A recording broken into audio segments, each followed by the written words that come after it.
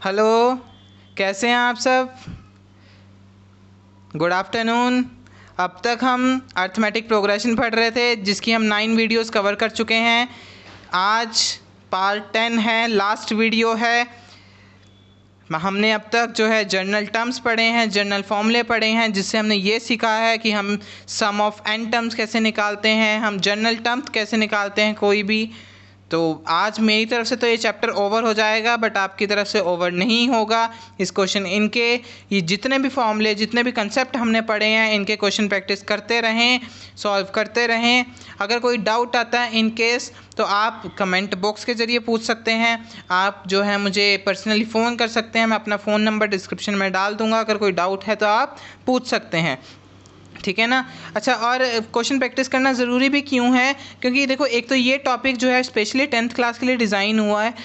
10th class की book में इसको बताया गया है, 11th में थोड़ा वास्ट हो जाता है। तो जो बच्चे ये चैनल देख रहे हैं 10th क्लास के हैं, तो वो तो इनके क्वेश्चंस की प्रैक्टिस ज़रूर ही करें, ठीक है ना। इन केस और कोई प्रैक्टिस में डाउट आ रहा है, कोई नहीं हो रहा है, कैसे पढ़ना है ये नहीं समझ में आ रहा, तो भी आप पूछ सकते हैं। तो मैंने लास्ट वीडियो में एक क्वेश्चन दिया था करने को, मुझे किसी ने भी नहीं बताया क्या आंसर आया क्या नहीं। तो आज सबसे पहले उसी को देखते हैं, उसी को कवर करेंगे हम। और ये चैप्टर मेरी तरफ से यहाँ पे ओवर हो जाएगा इस क्वेश्चन के बाद। अगर आपको कोई डाउट है तो आप पूछ सकते हैं, ठीक है ना। तो क्वेश्चन क्या है, गिवन था हमें, गिवन A3 इक्वल्स टू 15, जो हमें थर्ड टर्म दी है वो 15 है, जो हमें सम ऑफ 10 टर्म दिया है वो 125 है। Find D and A10। हमें दिया हुआ है कि थर्ड टर्म 15 है हमारी, और पहली 10 टर्म का सम जो है 125 है। D और A10 यानी 10th टर्म और कॉमन डिफरेंस हमें फाइंड आउट करना था। तो जो गिवन था हमने पहले उसी का यूज़ किया। गिवन है हमें A3 इक्वल्स टू 15, मतलब ये हमें गिवन पोर्शन है कि हमें तीसरी टर्म 15 दी। हमने फॉर्मूला यूज़ किया an equals to a plus n minus 1 into d. हमने कंपेयर किया, तो देखो ध्यान से, कंपेयरिंग से n की वैल्यू 3 हुई। तो इस फॉर्मूले में हमने n की वैल्यू 3 पुट करी, ऑन कंपेयरिंग हमें ये वैल्यू मिली। तो n की जगह जब 3 पुट किया, we are getting with a plus 2d। अब हमें पता है कि थर्ड टर्म 15 है, तो हमने इसको इसके एक बार रखा, और this is our equation number 1। क्या यहाँ तक समझ में आया कि हमें कैसे बनी है इक्वेशन 1? ये हमने अंडरस्टेबल किया और वहाँ से गिवन से हमने ये कंक्लूजन निकाला। सिमिलरली हमें गिवन है S10 इक्वल्स टू 125, जो पहली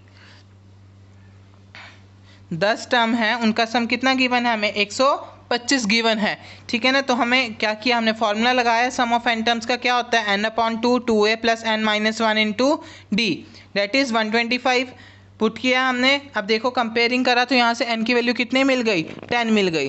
तो पुट किया, n की जगह 10 पुट किया, we are getting with 5 2a plus n 10 minus 1 that is 9d equals to 125, क्योंकि सम ऑफ 10 टर्म्स कितना गिवन है? 125। ये 5 इधर मल्टीप्लाई में है, इधर आके डिवाइड में हो गया, कैंसिलिंग किया, इट विल गिव अस 25। तो this is our equation number 2। ये हमारी इक्वेशन नंबर 2 बन गई। क्या यहाँ तक कोई दिक्कत है? अब हमारी ये 2 इक्वेशंस बन गई। इस तरीके के क्वेश्चन हमने चैप्टर नंबर 3 में किया है, जहाँ पे हम इक्वेशंस को सॉल्व करते थे बाय डिफरेंट मेथड्स। सब्स्टिट्यूशन था, एलिमिनेशन था, क्रॉस मल्टीप्लिकेशन था, तो हमने ऐसे बहुत मेथड पढ़े हैं, है ना। तो अब इन दोनों इक्वेशंस को भी हम किसी भी मेथड से सॉल्व कर सकते हैं। तो मैं यहाँ पे एलिमिनेशन से कर रहा हूँ, आपकी मर्जी, आप इसे किसी से भी कर सकते हैं। एलिमिनेशन के लिए इन दोनों में से कोई एक टर्म बिल्कुल सेम होनी चाहिए। सेम बनाने के लिए मैं पहली वाली इक्वेशन को जो है 2 से मल्टीप्लाई कर रहा हूँ। मल्टीप्लाई करेंगे तो ये 2a बन जाएगा, ये 4d बन जाएगा, और ये 30 बन जाएगा। 2a plus 9d equals to 25, ठीक है ना। अब देखो यहाँ पे ध्यान से, इक्वेशंस बन गई, हमने सॉल्व किया एलिमिनेशन मेथड से, साइन चेंज किए, कैंसलिंग की, जिस तरीके से हम इक्वेशन सॉल्व करते थे वैसे ही सॉल्व किया हमने, ठीक है ना। अब d की वैल्यू क्या आ गई? -1। देयरफॉर इस d की वैल्यू को इन दोनों इक्वेशंस में से हमने किसी एक इक्वेशन में पुट किया था हमने। तो जब पुट किया तो d a की वैल्यू आंसर आ गया हमारे पास। देखो d की एक मिनट बच्चों, तो एक्चुअल में d की value sorry for disturbing, actual में d की वैल्यू को जब -1 पुट किया, यहाँ पे सॉल्व किया 4 इंटू -1 -4, ये -4 उधर जाके प्लस का हो गया। Then we are solving and we are getting with the value of a that is 17। a की वैल्यू हमें कितनी मिल गई 17। कि यहाँ तक कोई डाउट है?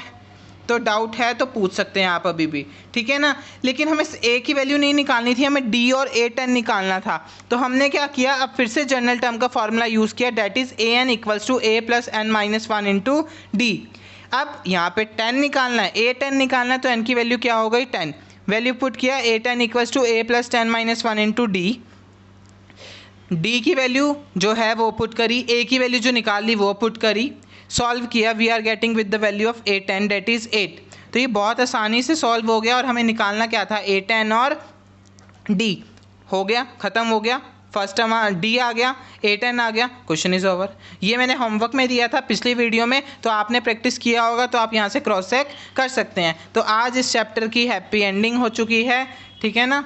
आप प्रैक्टिस करते रहें, this is happy ending, finish हो गया है अब ये चैप्टर। अगर कोई डाउट है तो कभी भी पूछ सकते हैं, कैसे भी पूछ सकते हैं बच्चों, और पढ़ते रहें, ठीक है ना। तो थैंक यू गाइस, पढ़ें और अगर कोई डाउट है तो पूछते रहें।